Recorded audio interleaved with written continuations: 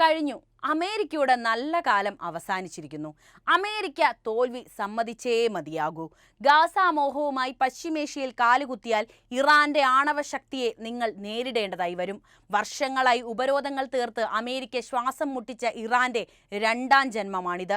ആണവശക്തിയിൽ ഒരു സാമ്രാട്ടിനും തൊടാനാകാത്തത്ര ഉയരത്തിലേക്കാണ് ഇറാന്റെ ഭൂമി രാജ്യത്തെ അനുഗ്രഹിച്ചിരിക്കുന്നത്. ഇനി ട്രംപ് കുറച്ച് പാടുപെടും. എന്താണ് വിഷയമെന്നല്ലേ നമുക്ക് പരിശോധിക്കാം. ഡിസംബറിൽ ഇറാനിലെ യുറേനിയത്തിന്റെ ശേഖരം കുത്തനെ വർദ്ധിച്ചതായാണ് ആണവോർജ ഏജൻസിയുടെ 2 രഹസ്യ റിപ്പോർട്ടുകളിൽ പറയുന്നത്. ആണവായുധങ്ങളില്ലാത്ത ഒരേയൊരു രാജ്യമായ ഇറാനിൽ ഉയർന്ന യുറേനിയത്തിന്റെ ഉൽപാദനവും ശേഖരണവും ഗണ്യമായി വർദ്ധിച്ചത് ഗുരുതരമായ ആശങ്ക ഉയർത്തിയിട്ടുണ്ട് എന്നാണ് 2 റിപ്പോർട്ടുകളിലും IAEA പറയുന്നത്.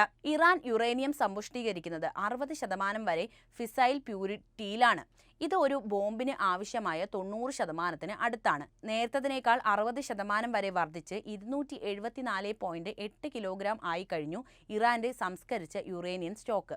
IAEAയുടെ റിപ്പോർട്ട് പ്രകാരം കൂടുതൽ വിപുലീകരിച്ചാൽ 6 ആണവ ബോംബുകൾക്ക് തുല്യമാണിത്. മാത്രവുമല്ല, അമേരിക്ക, ഇസ്രയേൽ, പാശ്ചാത്യ ശക്തികൾ എന്നിവർ ഇതിന്റെ പിന്നിലെ ഇറാന്റെ ഉദ്ദേശത്തിൽ ആശങ്ക പ്രകടിപ്പിക്കുകയും ചെയ്തിട്ടുണ്ട്. സുരക്ഷാ കരാറിന് കീഴിൽ ആവശ്യമായ എല്ലാ ആണവ വസ്തുക്കളും പ്രവർത്തനങ്ങളും സ്ഥലങ്ങളും പ്രഖ്യാപിച്ചിട്ടുണ്ടെന്നാണ് ഇറാൻ പറയുന്നത്. ആണവ കേന്ദ്രങ്ങളിലെ യുറേനിയം അംശങ്ങളെക്കുറിച്ചും മറ്റ് പ്രശ്നങ്ങളെക്കുറിച്ചും IAEA വർഷങ്ങളായി ഇറാനിൽ നിന്ന് വിശദീകരണം തേടുന്നുണ്ട്. അതേസമയം ശത്രുക്കൾ സങ്കല്പിക്കുന്നതിലും കൂടുതൽ പ്രതിരോധശേഷിയുള്ളതാണ് ഇറാനെന്നും നമ്മുടെ അടിസ്ഥാന സൗകര്യങ്ങൾ ദുർബലമല്ല എന്നും പറഞ്ഞിരിക്കുകയാണ് ഇറാന്റെ ആണവോർജ സംഘടനയുടെ തലവനായ മുഹമ്മദ് എസ്ലാമി. ഇറാന്റെ ആണവ സൗകര്യങ്ങൾ ബാഹ്യഭീഷണികളെ ചെറുക്കാൻ കഴിവുള്ളതാണെന്നും അദ്ദേഹം പറയുന്നു. 2015 ആണവ കരാറിൽ നിന്ന് അമേരിക്ക പിന്മാറിയതും സാമ്പത്തിക ഉപരോധങ്ങൾ ഏർപ്പെടുത്തിയതുമൊന്നും രാജ്യത്തിൽ ഏറ്റിട്ടില്ല. ഇറാന്റെ ആണവ പദ്ധതി അന്താരാഷ്ട്ര സംഘർഷങ്ങളുടെ കേന്ദ്ര ബിന്ദുവായി ഇപ്പോഴും തുടരുകയാണ്. 2017-21 കാലഘട്ടത്തിൽ പ്രസിഡന്റായിരുന്ന തന്റെ ആദ്യ കാലയളവിൽ ഇറാനും വൻ ശക്തികളും തമ്മിലുള്ള ഒരു സുപ്രധാന കരാറിൽ നിന്ന് ട്രംപ് അമേരിക്കയെ പിൻവലിച്ചിരുന്നു. ഉപരോധ ഇളവുകൾക്ക് പകരമായി ടെഹ്റാന്റെ ആണവ പ്രവർത്തനങ്ങൾക്ക് കർശനമായ പരിധികൾ ഏർപ്പെടുത്തി. 2018 ട്രംപ് പിന്മാറിയതിനു ശേഷം ഇറാൻ ആ പരിധികൾ ലംഘിക്കുകയും ചെയ്തു. 2021 മുതൽ ഇറാൻ IAEA പരിശോധനകൾ കുറച്ചിട്ടുണ്ടെങ്കിലും തങ്ങളുടെ ആണവ പ്രവർത്തനങ്ങൾ സമാധാനപരമാണെന്ന് വാദിച്ചുകൊണ്ടേയിരുന്നു. കൂടാതെ ഇറാൻ ആണവായുധങ്ങൾ തേടുന്നില്ലെന്ന് തെളിയിക്കാൻ ഐക്യരാഷ്ട്രസഭയുടെ സംഘടനയെ സഹായിക്കാൻ തയ്യാറാണെന്ന് IAEA ഡയറക്ടർ ജനറൽ റാഫേൽ ഗ്രോസിയും അടുത്തിടെ പറഞ്ഞിരുന്നു. അതേസമയം ഇറാൻ ആണവായുധം പരീക്ഷിക്കാതിരിക്കാൻ വീണ്ടും ഉപരോധവുമായി എത്തിയിരിക്കുകയാണ് അമേരിക്ക. അത്തരമൊരു രീതിയിലേക്ക് കൂടി ഇറാൻ കടന്നാൽ അത് തങ്ങൾക്ക് കടുത്ത ഭീഷണിയാണെന്ന് ട്രംപിന് നന്നായിട്ട് അറിയാമെന്നത് തന്നെയാണ് കൂടുതൽ ഉപരോധ പദ്ധതികൾ വരാനുള്ള ഒരു പ്രധാനപ്പെട്ട കാരണം. പക്ഷേ ട്രംപ് പറയുന്നത് തങ്ങൾ ഒരിക്കലും കേൾക്കില്ലെന്ന് ഉറപ്പിച്ച് വ്യക്തമാക്കിയിരിക്കുകയാണ് ഇറാന്റെ പരമോന്നത നേതാവ് ആയത്തുള്ള അലി ഖമേനിയുടെ ഉന്നത വിദേശ നയ ഉപദേഷ്ടാവ്. പരസ്പര ബഹുമാനത്തെ അടിസ്ഥാനമാക്കിയുള്ള ചർച്ചകൾക്ക് ഇറാൻ തയ്യാറാണെന്നും അദ്ദേഹം കൂട്ടിച്ചേർത്തു. ഇറാന്റെ കൈവശമുള്ള യുറേനിയം അമേരിക്കയ്ക്ക് വലിയ ആദിയാണ് സൃഷ്ടിക്കുന്നത്. US ദേശീയ സുരക്ഷയെ ബാധിക്കുന്ന പ്രത്യാഘാതങ്ങൾ എന്തൊക്കെയാണെന്ന് പരിശോധിക്കാം. ഇറാന്റെ ആയുധ ഗ്രേഡ് യുറേനിയം ശേഖരം ദേശീയത, പ്രാദേശിക സുരക്ഷയ്ക്ക് നേരിട്ടുള്ള ഭീഷണിയായി അമേരിക്ക കാണുന്നുണ്ട്. ഇറാൻ വേഗത്തിൽ ആണവായുധങ്ങൾ നിർമ്മിക്കാനുള്ള സാധ്യത മിഡിൽ ഈസ്റ്റിൽ ആണവ വ്യാപനത്തിനുള്ള സാധ്യതയിലേക്കാണ് വിരൽ ചൂണ്ടുന്നത്. ഇതിനോടകം തന്നെ പലവിധ പ്രശ്നങ്ങൾ കൊണ്ട് തന്നെ അസ്ഥിരത നിറഞ്ഞ ഒരു മേഖലയാണ് മിഡിൽ ഈസ്റ്റ് എന്ന കാര്യം അറിയാമല്ലോ. അത്തരം സംഭവ വികാസങ്ങൾ അയൽരാജ്യങ്ങളെ സ്വന്തം ആണവശേഷി പിന്തുടരാൻ പ്രേരിപ്പിക്കും. ഇതൊരു പ്രാദേശിക ആയുധ മത്സരത്തിലേക്കും നയിക്കാനുള്ള സാധ്യതയുണ്ട്. കൂടാതെ ഇറാനിൽ ആണവായുധങ്ങളുടെ സാന്നിധ്യം അതിന്റെ പ്രാദേശിക പ്രോക്സികളെയും എതിരാളികളെയും ധൈര്യപ്പെടുത്തുകയും US വിദേശ നയ ലക്ഷ്യങ്ങളെ സങ്കീർണമാക്കുകയും ചെയ്യും. ചുരുക്കി പറഞ്ഞാൽ മിഡിൽ ഈസ്റ്റിൽ വർദ്ധിച്ചു വരുന്ന ഇറാന്റെ സ്വാധീനമാണ് ഇവിടെ പ്രധാന പ്രശ്നമായി നമുക്ക് പറയാനുള്ളത്.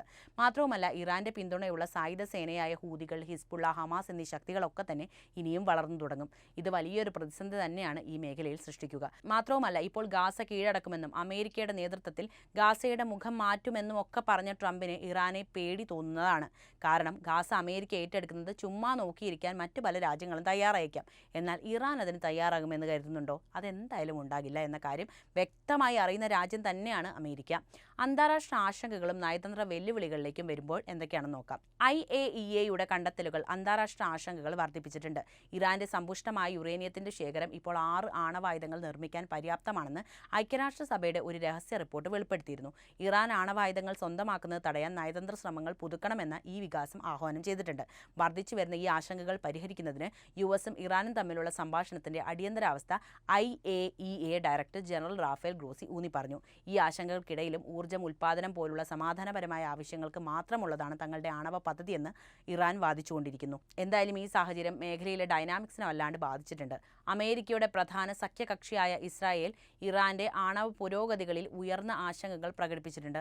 ഇറാന്റെ ആണവ കേന്ദ്രങ്ങൾ എക്കാലത്തേക്കാൾ കൂടുതൽ തുറന്നുകാട്ടപ്പെട്ടതായി ഇസ്രായേൽ ഉദ്യോഗസ്ഥർ സൂചിപ്പിച്ചു. ഇറാൻ ആണവായുധങ്ങൾ നേടുന്നത് തടയാൻ സൈനിക നടപടി പരിഗണിക്കാമെന്ന് സൂചിപ്പിച്ചിരുന്നു. ഈ നിലപാട് മേഖലയിൽ വർദ്ധിച്ചുവരുന്ന സൈനിക സംഘർഷങ്ങളുടെ സാധ്യതയെ അടിവരയിടുന്നതാണ്. ഇത് US താൽപ്പര്യങ്ങൾക്കും ആഗോള സ്ഥിരതയ്ക്കും വിശാലമായ പ്രത്യാഘാതങ്ങൾ സൃഷ്ടിക്കുകയും ചെയ്യും. ഇറാനുമായുള്ള ഡൊണാൾഡ് ട്രംപിന്റെ ശത്രുതയിൽ നിരവധി രാഷ്ട്രീയ സൈനിക ഏറ്റുമുട്ടലുകൾ ഉണ്ടായിട്ടുണ്ട്. അവയിൽ പലതും രാജ്യത്തിന്റെ ആണവ അഭിലാഷങ്ങളുമായി ബന്ധപ്പെട്ട് കിടക്കുന്നതുമാണ്. ആയുധ നിലവാരമുള്ള യുറേനിയം ശേഖരത്തിലേക്ക് ഇറാൻ അടുക്കുമ്പോൾ ഇരു രാജ്യങ്ങളും തമ്മിലുള്ള സംഘർഷം പ്രാധാന്യം നേടുകയാണ് ചെയ്യുന്നത്. ഇറാനെക്കുറിച്ചുള്ള ട്രംപിന്റെ നയങ്ങൾ, പ്രത്യേകിച്ച് അദ്ദേഹത്തിന്റെ പ്രചാരണം, ഇറാന്റെ ആണവ അഭിലാഷങ്ങൾ ഉയർത്തുന്ന ഭീഷണിയോടുള്ള പ്രതികരണമായിട്ടാണ് പലരും വ്യാഖ്യാനിക്കുന്നത്.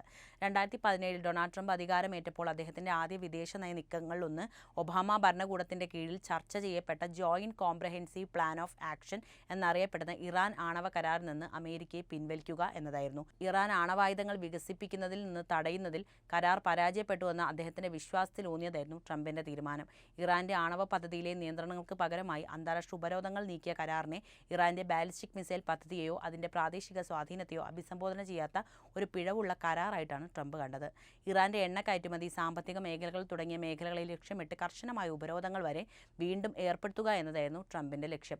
ഇറാന്റെ സമ്പദ് വ്യവസ്ഥയെ തളർത്തുകയും US-ന് കൂടുതൽ ആനുകൂല്യങ്ങൾ നിബന്ധനകളോടെ വീണ്ടും ചർച്ചാമേശയിലേക്ക് കൊണ്ടുവരികയും ചെയ്യുക എന്നായിരുന്നു അദ്ദേഹത്തിന്റെ ആശയം. ആണവായുധ ശേഷി വികസിപ്പിക്കാനുള്ള ടെഹ്റാന്റെ സന്നദ്ധതയെ സൂചിപ്പിക്കുന്നതിനാൽ യുറേനിയത്തിന്റെ തുടർച്ചയായ സമ്പുഷ്ടീകരണം US-ഉം ഇറാനും തമ്മിലുള്ള സംഘർഷങ്ങൾ കൂടുതൽ വഷളാക്കുന്നു എന്ന കാര്യം നമുക്ക് മനസ്സിലാക്കി തരുന്നുണ്ട്.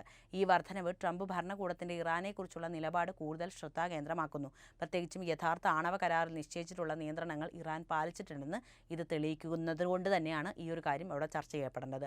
ഇറാന്റെ ആണവശേഷിയിലെ വർധനവ് അമേരിക്കൻ അധികാരത്തിനും ആണവ നിർവ്യാപന ഭരണകൂടത്തിനും നേരെയുള്ള നേരിട്ടുള്ള വെല്ലുവിളിയായിട്ടാണ് കണക്കാക്കുന്നത്. ഇറാന്റെ വർദ്ധിച്ചു വരുന്ന ആണവ ശേഖരത്തോടുള്ള ട്രംപിന്റെ പ്രതികരണം സാമ്പത്തികമായിരുന്നു എന്ന് വേണം പറയാൻ. താൻ പ്രസിഡന്റ് ആയിരിക്കുമ്പോൾ ഇറാൻ ആണവായുധങ്ങൾ പിന്തുടരുന്നത് അനുവദിക്കില്ലെന്ന് ട്രംപ് വ്യക്തമാക്കിയിരുന്നു. 2020 തുടക്കത്തിൽ ഇറാനിയൻ ജനറൽ ഖാസിം സുലൈമാനിയുടെ കൊലപാതകം ഉൾപ്പെടെയുള്ള നിരവധി സൈനിക നടപടികളും അദ്ദേഹത്തിന്റെ ഭരണകൂടം നടത്തിയിട്ടുണ്ട് എന്നോർക്കണം. ഈ മേഖലയിലെ ഇറാന്റെ സൈനിക സ്വാധീനം തടയുന്നതിനുള്ള ഒരു നടപടിയായിട്ട് ഇതൊക്കെ മാറി. എന്നിരുന്നാലും ഈ ആക്രമണാത്മക നിലപാടുണ്ടായിരുന്നിട്ടും ഇറാന്റെ ആണവ അഭിലാഷങ്ങളെ മന്ദഗതിയിലാക്കാൻ ട്രംപിന്റെ നടപടികൾ പര്യാപ്തമല്ലെന്ന് പലപ്പോഴും വിമർശിക്കപ്പെട്ടു. 2025 ഇറാന്റെ യുറേനിയം ശേഖരം ഇപ്പോൾ നിരവധി ആണവായുധങ്ങൾ നിർമ്മിക്കാൻ പ്രാപ്തമായതിനാൽ ഇസ്ലാമിക റിപ്പബ്ലിക്കിനെ നേരിടുന്നതിൽ ട്രംപിന്റെ പാരമ്പര്യം US വിദേശ നയത്തെ രൂപപ്പെടുത്തുക തുടരുക തന്നെ ചെയ്യും. അദ്ദേഹത്തിന്റെ ഭരണകൂടത്തിന്റെ സമ്മർദ്ദ തന്ത്രങ്ങൾ പിരിമുറുക്കങ്ങൾ വർദ്ധിപ്പിക്കുന്നതിലേക്ക് നയിച്ചു. പക്ഷേ ഇറാനുമായി ഇടപഴകുന്നത് US-ന് വ്യക്തമായ നയതന്ത്ര ചട്ടക്കൂട് ഇല്ലാതെയാക്കി. ട്രംപിന്റെ പരമാവധി സമ്മർദ്ദ തന്ത്രത്തെ വിമർശിക്കുന്നവർ വാദിക്കുന്നത് ഉപരോധങ്ങൾ രാജ്യത്തെ ഒറ്റപ്പെടുത്തുന്നതുകൊണ്ട് തന്നെ ഇറാന് ചർച്ചകൾ നടത്താനുള്ള പ്രോത്സാഹനങ്ങൾ കുറയ്ക്കുന്നതിനാൽ ഇറാനെ തടയുന്നതിന് പകരം ആണവവൽക്കരണത്തിലേക്ക് അതിനെ തള്ളിവിട്ടു എന്നാണ്. ഇറാന്റെ യുറേനിയം ശേഖരം വർദ്ധിപ്പിക്കുന്നതിനനുസരിച്ച് ട്രംപ് പ്രസിഡന്റായിരുന്ന കാലത്ത് ആരംഭിച്ച ദീർഘകാല ശത്രുത അമേരിക്കയുമായി തുടർന്നു പോകാനുള്ള സാധ്യത ഏറി വരികയാണ്. ബൈഡൻ ഭരണകൂടം നയതന്ത്രം പുനഃസ്ഥാപിക്കാൻ ശ്രമിച്ചിട്ടുണ്ടെങ്കിലും ട്രംപിന്റെ നയങ്ങളുടെ പാരമ്പര്യവും ഇറാന്റെ ആണവ വികസനത്തിന്റെ ഭീഷണിയും ഭാവിയിലെ ഏതൊരു ചർച്ചയും വെല്ലുവിളികൾ നിറഞ്ഞതായിരിക്കുമെന്ന് വ്യക്തമാക്കുകയാണ്. അമേരിക്കയെ സംബന്ധിച്ചിടത്തോളം ഇറാൻ ഒരു ആണവ ശക്തിയാകുന്നത് തടയുക എന്നത് വളരെ പ്രധാനപ്പെട്ട വിഷയമാണ്. എന്തായാലും ഇറാന്റെ ഈ വളർച്ച അമേരിക്കയ്ക്ക് മാത്രമല്ല പാശ്ചാത്യ ശക്തികളും ഭയത്തോടും ഉത്കണ്ഠയോടും കൂടി മാത്രമാണ് നോക്കിക്കാണുന്നത്. എന്തായാലും ഈ വിഷയത്തിൽ നിങ്ങളുടെ നിലപാട് അറിയാൻ താല്പര്യമുണ്ട്. എന്തായാലും കമൻറ്റിൽ കുറിക്കുക. ഒപ്പം ഈ അറിവുകൾ എല്ലാവരിലേക്കും എത്താൻ വീഡിയോ ഒന്ന് ലൈക്ക് ചെയ്യാനും ഷെയർ ചെയ്യാനും പ്രത്യേകം ശ്രദ്ധിക്കുമല്ലോ.